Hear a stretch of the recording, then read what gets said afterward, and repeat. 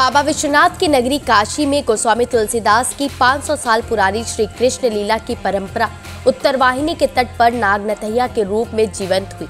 गंगा ने यमुना का रूप धर लिया तो वहीं नटखट कन्हैया ने कालिया नाग को नथा। तुलसी घाट पर हुए इस 5 मिनट की लीला के लिए लाखों श्रद्धालु इकट्ठा हुए। घाटों से लेकर गंगा की गोद तक हर तरफ लोग ही लोग मौजूद रहे और जय श्री कृष्ण के जयकारों से पूरा इलाका गूंज उठा। काशी नरेश भी इस विश्व प्रसिद्ध नागनथैया लीला के साक्षी बने। बता दे कि इस लीला की शुरुआत गोस्वामी तुलसीदास ने की थी। परंपरा के मुताबिक शाम के ठीक 4:40 पर भगवान श्री कृष्ण ने गंगा रूपी यमुना में प्रवेश किया और कालिया नाग के अहंकार का मर्दन कर उसके सिर पर खड़े होकर बंसी बजाई। इस दौरान हर तरफ घंटा, घड़ियाल और डमरू की आवाज भी सुनाई दी। वहीं गोस्वामी तुलसीदास अखाड़े के महंत विशंबर नाथ मिश्रा ने बताया कि काशी की यह लीला लखा मेले में शुमार है।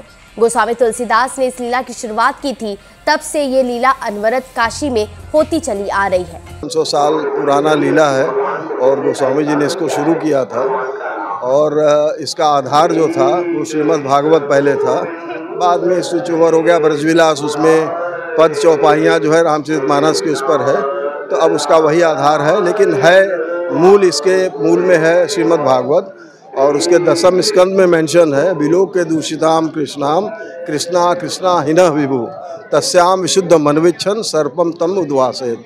कि कृष्ण जी ने जब देखा कि यमुना का जल एकदम विषाक्त हो गया और इतना विषाक्त है कि उसके वाष्प से इवन पक्षियाँ जो उड़ती थी काली दह के ऊपर से वो इफेक्टेड होके गिर के उस काली दह में गिर के मर जाती थी।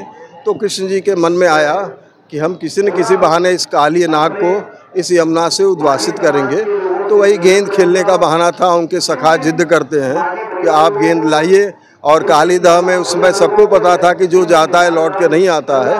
बावजूद इसके भगवान कृष्ण वही कदम के पेड़ से काली दह में कूदे और काली नाग को उद्वासित करके रमणक द्वीप भेजा और गेंद लेकर चले आए। तो उनका टारगेट था कि यमुना को विष से मुक्ति दिलाना और यमुना फिर सात्विक भाव से अपने बहने लगी। यही कुल लीला है और इसमें कोई इन्विटेशन नहीं होता है। और आप गैदरिंग देखिए, पूरा बनारस क्या बाहर से भी लोग आते हैं इस लीला के लिए और इसमें माना जाता है कि भगवान अपने स्वरूप में इसमें रहते हैं, लोग उनका दर्शन प्राप्त करके घर जाते हैं। वाराणसी में होने वाले इस लीला को देखने के लिए दोपहर से ही घाट पट गए, भीड़ जुटने लगी। शाम होने के साथ ही तुलसी घाट और आसपास के घाटों के अलावा गंगा की गोद में लाखों भक्त इकट्ठा हो गए।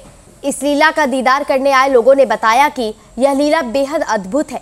इसे देख मन प्रसन्न हो जाता है। ऐसा लगता है कि यहाँ आज भी साक्षात भगवान श्री कृष्ण कुछ क्षणों के लिए लीला करने के लिए आते हैं। चली आ रही है और विगत उसी समय से चली आ रही है। कहा जाता है श्री कृष्ण यहाँ पे आते हैं स्वयं और इस लीला को रचते हैं। अपने सखाओं के साथ गेंद खेलते हैं, जमुना जी में बॉल जाती है। सखा लोग उनको कहते हैं, श्री कृष्ण जो बॉल आपने नदी में फेंकी है जमुना जी में, उसको आप ही लेके आइएगा। और भगवान उसको जाते हैं, कालिया नाग का वर्धन करते हैं और उसको लेके आते हैं। बात अगर सुरक्षा व्यवस्था की करें तो तुलसी घाट से महिलाओं और पुरुषों के लिए अलग अलग बैरिकेडिंग की गई। रीवा घाट से पहले ही प्रवेश बंद कर दिया गया। सुरक्षा के लिए सैकड़ों की संख्या में पुलिसकर्मियों की ड्यूटी लगाई गई ताकि किसी भी प्रकार की अप्रिय घटना ना घटने पाए।